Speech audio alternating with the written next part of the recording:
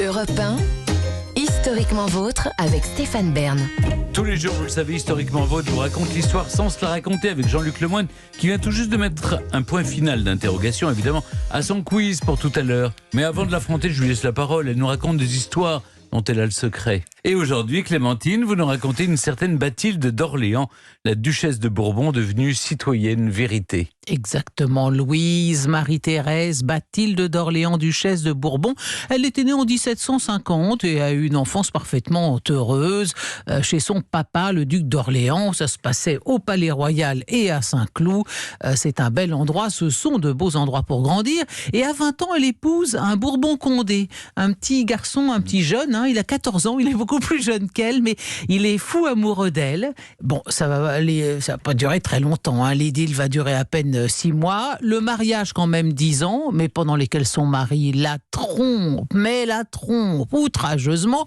Alors après quoi, ils vivent séparément, tout en restant mariés. Et elle reporte tout son amour sur son fils. Et qui est son fils? C'est le petit duc d'Enghien, un enfant précoce qu'elle idolâtre et qui va avoir une fin tragique. Mais nous n'en sommes pas encore là. Alors elle a 30 ans, elle vit plus avec son mari. Elle est évincée de la cour de Versailles et de Chantilly. Alors elle se retire dans son petit château.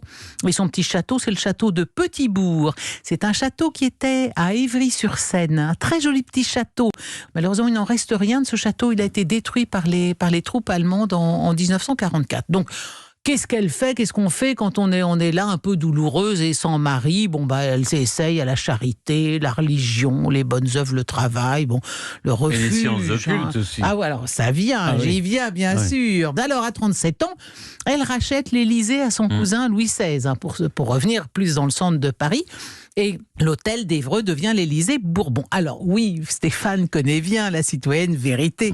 Elle pratique une sorte de, on dirait un syncrétisme. Elle se fait sa propre religion, si vous voulez, une sorte de mysticisme un peu bizarre qui amalgame la foi catholique et puis une croyance aveugle dans les chiromanciennes, les diseuses de bonne aventure. Elle en a une, elle a une chouchoute en particulier qui s'appelle Suzanne Labrousse. Elle fréquente les magnétiseurs. Elle est un petit peu sotte, faut bien le dire, un petit peu, et quand même très gogo. Alors, elle va se laisser convaincre d'épouser les idées de la Révolution. Et elle fait preuve tout de suite d'un très grand zèle révolutionnaire.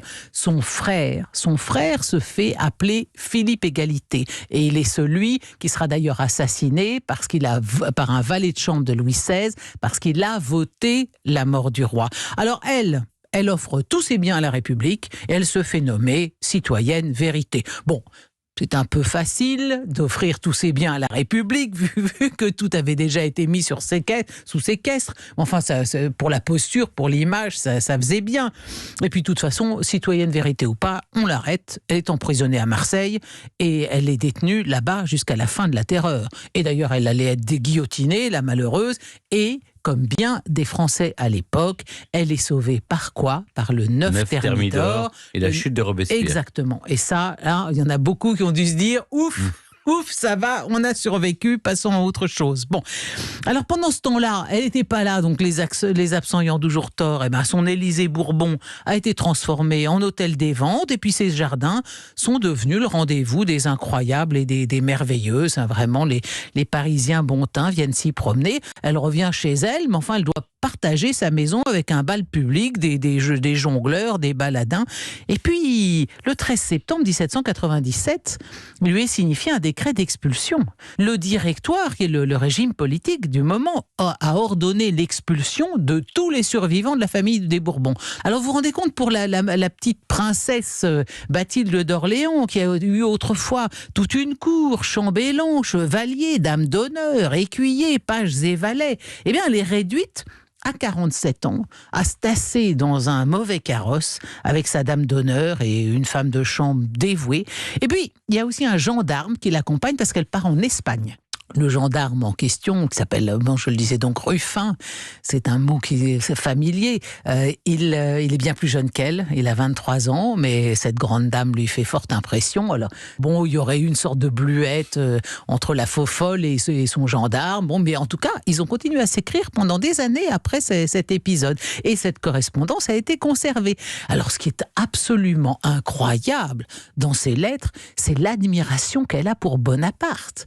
Et même quand elle apprend que son fils, son propre fils, le duc d'Enghien, qui a été enlevé hors de France par des hussards de Bonaparte, a été fusillé dans les fossés de Vincennes, ça n'a pas l'air de l'abattre plus que ça. Alors, toute l'Europe frémit de ce meurtre. Et elle, pas du tout. Puis on la verra même bientôt remercier Dieu des triomphes de l'empereur. Elle rentrera quand même à Paris au printemps 1814, avec la chute de Napoléon. Et là, elle parcourt triomphalement la route qu'elle a suivie 17 ans auparavant. Parce que, comme les Français ignorent absolument toute son histoire et de son fanatisme napoléonien et de l'aspect citoyenne vérité qui avait épousé les idées de la Révolution, pour tout le monde, elle est la mère inconsolable, pas la veuve, mais la mère inconsolable du martyr de Vincennes, et tout le monde l'acclame. Les ovations ne cessent pas sur tout le trajet. À Paris, la princesse démocrate, la citoyenne vérité, adulatrice de l'usurpateur, elle est reçue pas très chaleureusement, sans doute par la famille royale. Elle revendique l'Élysée, on dit donc c'est quand même chez moi. On ne le lui donne pas. Mais que lui a donné le roi en échange? Il lui a donné une pension et le magnifique hôtel Matignon, rue de Varennes. Elle n'en profite pas beaucoup de Matignon parce qu'elle meurt le 10 janvier 1822. Et donc c'était cette année le bicentenaire de sa disparition.